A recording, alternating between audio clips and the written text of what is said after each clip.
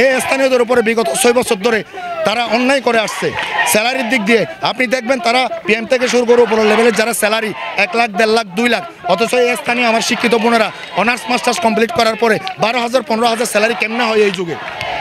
আমরা আমাদের অধিকার আদায় না হওয়া পর্যন্ত আমরা এখানে থাকবো। আমরা একবার এদিকে একবার ওইদিকে আমরা প্রজেক্ট অফিস থেকে শুরু করে ইউনিসেফ অফিস এবং RRRC অফিস সবখানে আমরা যাচ্ছি, কিন্তু আমাদের কোনো ভালো ফিডব্যাক দিচ্ছেন ওনারা। আমরা আজকে সকাল থেকে শান্তিপূর্ণ আন্দোলন করতেছি, কিন্তু ওনারা এখনো পর্যন্ত আমাদের মানে কোনো ভালো ফিডব্যাক দিচ্ছে না। আমরা এখান থেকে যতক্ষণ না ওনারা ভালো ফিডব্যাক দিচ্ছে আমরা এখান থেকে যাব না, অনশনে আছি থাকবো যতক্ষণ না ওনারা আমাদের দাবি না মানতেছে।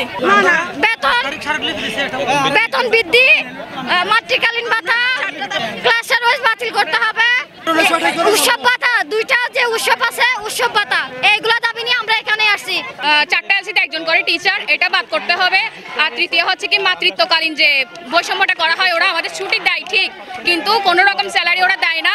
পরে যদি উনি আসে চাকরিতে আসে ওনাকে চাকরিচ্যুত করা হয়। আর একটা হচ্ছে কি ঈদে বা যে 2টা বোনাস সব এনজিওতে পাই, ওই বোনাসগুলো আমরা পাই না। আমাদের সব দিক থেকে ওরা বৈষম্য করে। প্রথমত বেতন বৃদ্ধি করতে হবে, দ্বিতীয়ত ক্লাস্টার সিস্টেম বাতিল করতে হবে, আর তৃতীয়ত 2 ঈদের বোনাস দিতে হবে।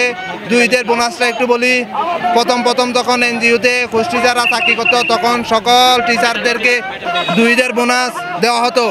মধ্যখানে কি হয়েছে জানি না, আমরা আমাদেরকে কোনো সংবাদ না দিয়ে তারা তাদের এই বোনাসগুলা বন্ধ করে দিয়েছে। এখান থেকেও আমাদেরকে বৈষম্য করা হয়েছে।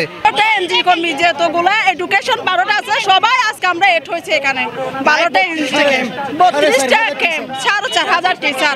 তো আমরা বলবো প্লিজ আমাদের দাবি মেনে নেন, আমরা আন্দোলন থেকে সরে যাব। মূলত আমরা 4 দফা নিয়ে এখানে অবস্থান করতেছি সকাল 9টা থেকে। আমরা আজকে 12 তারিখ থেকে আজকে 22 তারিখ। আমাদের আমরা প্রত্যেকটা অফিসে, সেক্টরে, RRRC অফিসে আমরা স্মারকলিপি দিছিলাম। ওনারা আমাদেরকে কোনো সন্তুষ্টজনক উত্তর তো দূরের কথা, এমনকি আমাদেরকে দুঃখজনক কিছুও বলেনি ওনারা। তাই আজকে আমাদের এখানে আসা। আমরা সকাল 9টা থেকে আসছি। আমাদের 6টা বোন সেন্সলেস হয়ে পড়ে গেছিল, ওরা বর্তমান সদর হসপিটালে আছে।